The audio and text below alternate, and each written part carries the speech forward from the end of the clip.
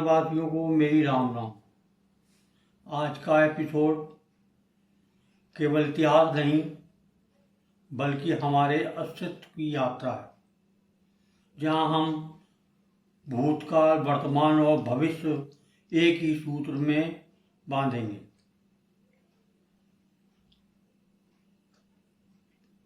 पिछली बार हमने वैदिक काल के बारे में बताया था।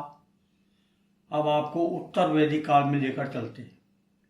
उत्तर वैदिक काल में हमारे समाज को 4 वर्गों में बांटा गया था, जिसमें ब्राह्मण थे, क्षत्रिय थे, वैश्य थे और शूद्र थे। परंतु ये विभाजन जो था ऋग्वेद के अनुसार कर्म के आधार पर था, परंतु धीरे धीरे इसको वंश आधारित जाति व्यवस्था में बना दिया गया।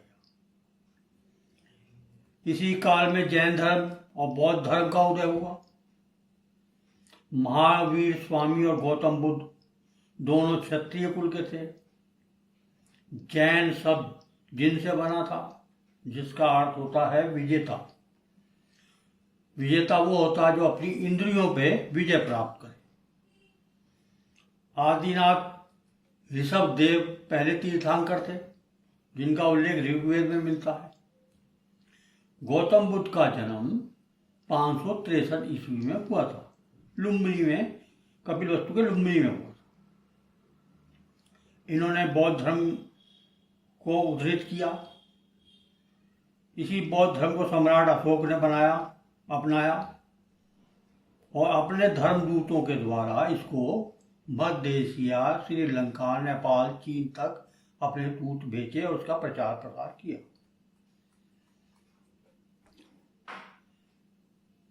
मगध और सिकंदर का उल्लेख मिलता है। मगध का उल्लेख मिलता है अर्थवेद में और महाभारत दोनों में मिलता है।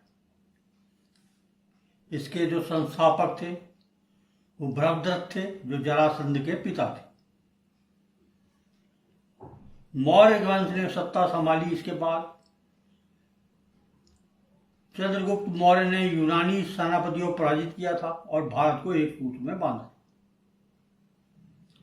326 ईसा पूर्व सिकंदर ने भारत पर आक्रमण किया था। वो राजा पोरस से लड़ा था और उसकी वीरता को देखकर सम्मानपूर्वक भारत से लौट गया था और वापसी में सिकंदर की बलूचिस्तान में जाकर मृत्यु हो गई। भारत उसके लिए जीत का नहीं, सीख का युद्ध था। भारत से वो जीता नहीं था, सीखा था उसने कि सिकंदर खाली हाथ आया था, खाली हाथ जा रहा है।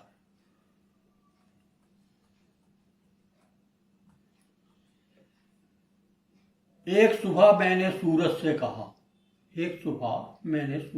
कहा, भारतवर्ष में अंधेरा क्यों है? सूरज बोला, जब अपने ही सोए हैं तो उजाला कौन फैलाए? जब अपने ही सोए हैं तो उजाला कौन फैलाए? अकेला मैं कहां तक लड़ूं? कुछ तुम लड़ो, कुछ मैं लड़ूं।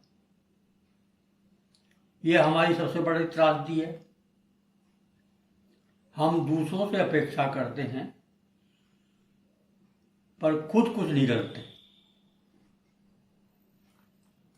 इतिहास हमें इसकी बार बार चेतावनी देता रहा, पर हमने कभी नहीं सुना और ना हम चाहते थे। ये भूतकाल के आगे का प्रसंग मैं अगले एपिसोड में दूंगा।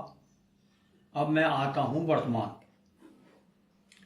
वर्तमान में आपने देखा होगा कि भारत सरकार एक सिटीजन अमेंडमेंट एक्ट लेके आई।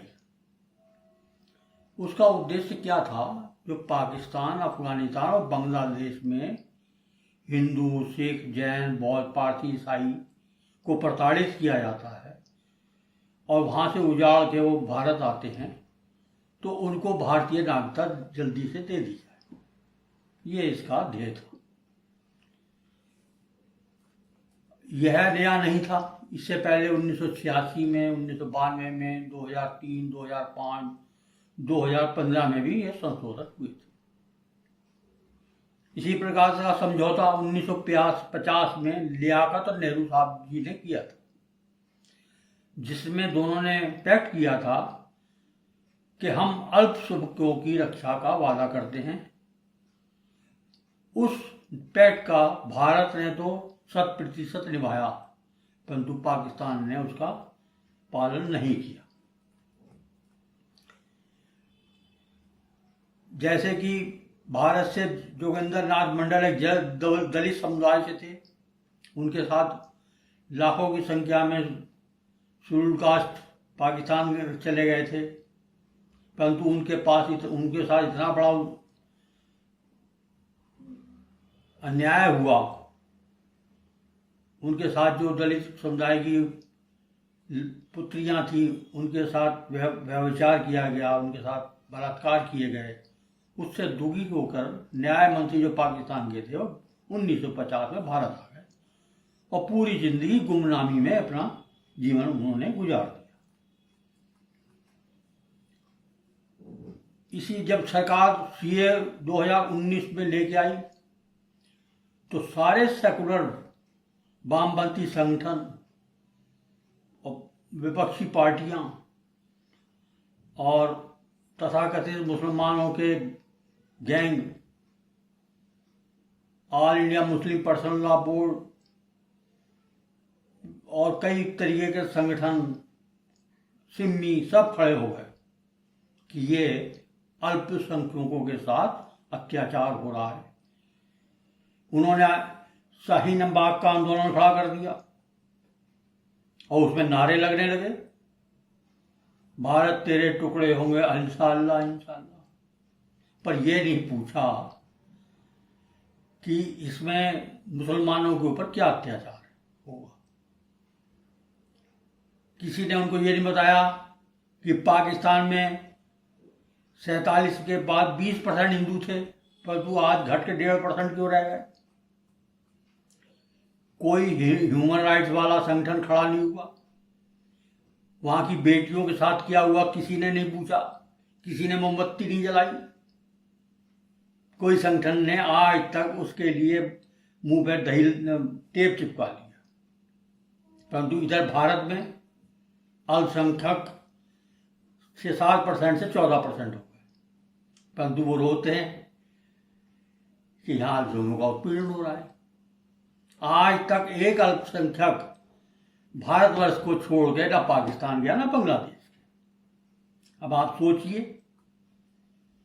कोट पैंट किसका है और कीमत कौन चुका रहा है। अब मैं आपको इतिहास की चेतावनी देता हूं